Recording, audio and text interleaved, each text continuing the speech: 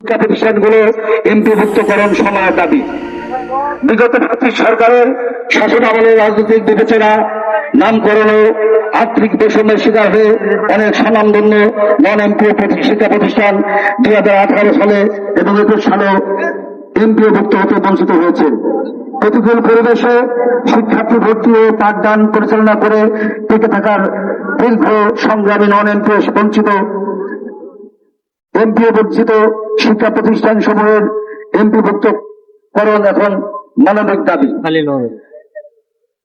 রাজনৈতিক প্রতিহিংসার নিপতিত শিক্ষা প্রতিষ্ঠান সমূহ এবং শিক্ষকদের উপর হামলা মামলা, জুলুম, নির্যাতন, ভয়ভীতি প্রদর্শন চলতে থাকায় প্রতিষ্ঠান পরিচালনা নানাবিধ অসুবিধার সম্মুখীন হয়। ফলে এই দীর্ঘ 15 বছরের অধিক সময় ধরে পরিচালিত অনেক শিক্ষা প্রতিষ্ঠানে অবহেলা ও বিভিন্ন প্রতিবন্ধকতার দগ্ধদশা হয়েছে। বিশেষ করে মফস্বল এলাকায় দরিদ্রতার হার বেশি এবং শিক্ষার হার কম হওয়ায় নন এমপি শিক্ষা প্রতিষ্ঠানগুলোকে বিনা বেতনে টিকে রাখা অত্যন্ত কষ্টকর। প্রতি বছর নন এমপি শিক্ষা প্রতিষ্ঠান এমপিভুক্তকরণের ঘোষণা থাকলেও অদৃশ্য কারণে 2021 সালের পরে শিক্ষা প্রতিষ্ঠান এমপিভুক্ত করা হয়নি। এমত অবস্থায় নন এমপি শিক্ষকদের মানবতার জীবনযাপন থেকে পরিত্রাণ আপনার সদয় নির্দেশনার উপর নির্ভর করছে বলে আমরা মাননীয় শিক্ষা উপদেষ্টা মহোদয়কে বলেছি। বিগত 11 মার্চ 2025 খ্রিস্টাব্দে শিক্ষকদের আন্দোলন চলাকালীন সময়ে আপনার নেতৃত্বে 7 সদস্য বিশিষ্ট শিক্ষক প্রতিনিধি নিয়ে সচিব মহোদয়ের উপস্থিতিতে সিদ্ধান্ত গৃহীত হয়েছিল যে মে মাসের মধ্যে এমপিভুক্তির কাজ শেষ হবে এবং আমরা জুলাই থেকে বেতন পাব। দুর্ভাগ্যবশত তা এখনো হয়নি। এমত অবস্থায় আপনার যুগোপযোগী সিদ্ধান্তের মাধ্যমে নতুন বাংলাদেশ বিনির্মাণে আগস্ট মাসে নন এমপি শিক্ষা প্রতিষ্ঠান এমপিভুক্ত করে আপনি একটি যুগান্তকারী পদক্ষেপ গ্রহণ করুন বলে আমরা দৃঢ়ভাবে আশাবাদী। সকল স্বীকৃতিপ্রাপ্ত নন এমপি শিক্ষা প্রতিষ্ঠান সমূহ দয়া পরামর্শ হয়ে ন্যূনতম মানদণ্ডে এমপিভুক্তির আদেশ প্রদান পূর্বক প্রয়োজনীয় ব্যবস্থা গ্রহণে আমরা মাননীয় শিক্ষা উপদেষ্টার সহযোগিতা কামনা করেছিলাম।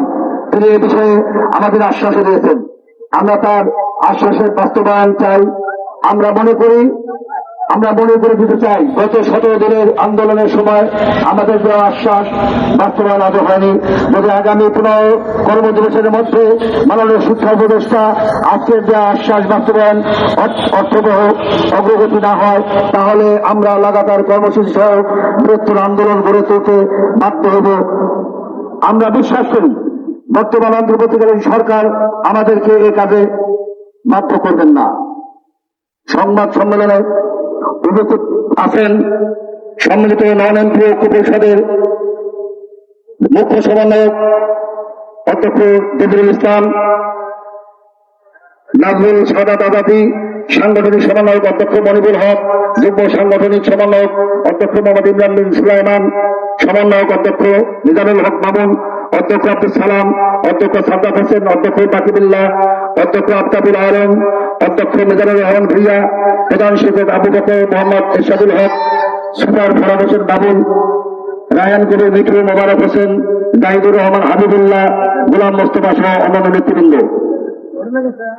সুপ্রিয় সাংবাদিক বন্ধুগণ, আমরা মাননীয় শিক্ষা উপদেষ্টাকে এই লেখাগুলো অধিকাংশ দিয়েছি, মুখলিও করেছি এবং উনি যেটা আমরা সবচেয়ে বেশি আশা করছিলাম যে উনি একটা নির্বাহী আদেশ দিবেন। উনি মাননীয় সচিব মহোদয়কে প্রয়োজনীয় ব্যবস্থা গ্রহণ করার পরে আমাদের এই লেখার পরে হয়তো বাড়তি কম বেশি কিছু লেখা আছে সেটা আদেশ দিয়েছেন এবং আমরা আশা করি যদি ওনারা চায় আগামী 3 বা 7 দিনের মধ্যে এই কাজগুলো করতে পারেন। আমাদের এমপির জন্য আবেদন নেবেন এবং এমপির জন্য প্রয়োজনীয় কতগুলো প্রতিষ্ঠান এমপি হবে। আমরা বলেছি 2 থেকে 2,500 প্রতিষ্ঠান এমপি হলে অনার্স মাস্টার্স এবং ডিগ্রি শিক্ষকদের এমপিও। আমরা আশা করি আমাদের গর্বাংশ প্রতিষ্ঠান, বিশেষ করে সচল যেগুলো আছে স্বীকৃতিপ্রাপ্ত সব প্রতিষ্ঠানে আমাদের এমপি হয়ে যাবে।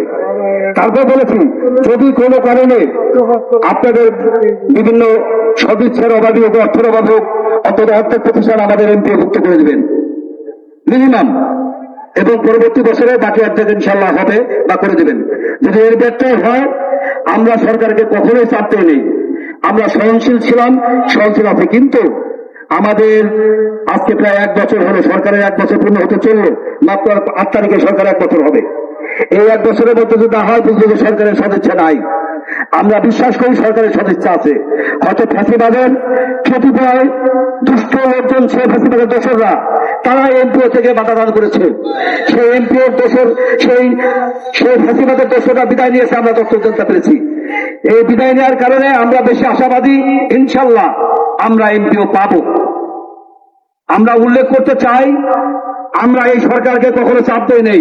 প্রথম পর্যায়ে আমরা জেলায় জেলায় মানববন্ধন করেছি, সংবাদ সম্মেলন করেছি, প্রেস রিলিজ করেছি। এই প্রেস ক্লাবে এসেছি প্রায় 7 মাস পরে। 7 মাস পরে এসেছি। 23শে ফেব্রুয়ারি থেকে 11 মার্চ পর্যন্ত এখানে অবস্থান কর্মসূচি করেছি। এরপরে শিক্ষা সচিব মহোদয়, শিক্ষা উপদেষ্টা মহোদয়কে নিয়ে আমাদের আশ্বাস দিয়ে ওই দালাল চক্ররা, ওই ফাঁসিবাদের দোসররা আমাদের এই কাজকে, এই সরকারকে, শিক্ষা মন্ত্রণালয়কে মানুষের কাছে, নন এমপি শিক্ষকদের কাছে প্রশ্নবিদ্ধ করার জন্য তারা এই ফায়দা লোটেছে, সময় ক্ষেপণ করেছে। আমরা চাই আর একটা দিন, 1 ঘন্টা যেন সময় নষ্ট না করা হয়। আমি বক্তব্য দীর্ঘায়িত করবো না। আমরা বলবো, যদি 15 কর্মদিবসের মধ্যে এমপিওর সুস্পষ্ট ঘোষণা জাতির উদ্দেশ্যে মাননীয় শিক্ষা উপদেষ্টা মহোদয় না দেন, এবং এমপিওর ঘোষণা মানে কার্য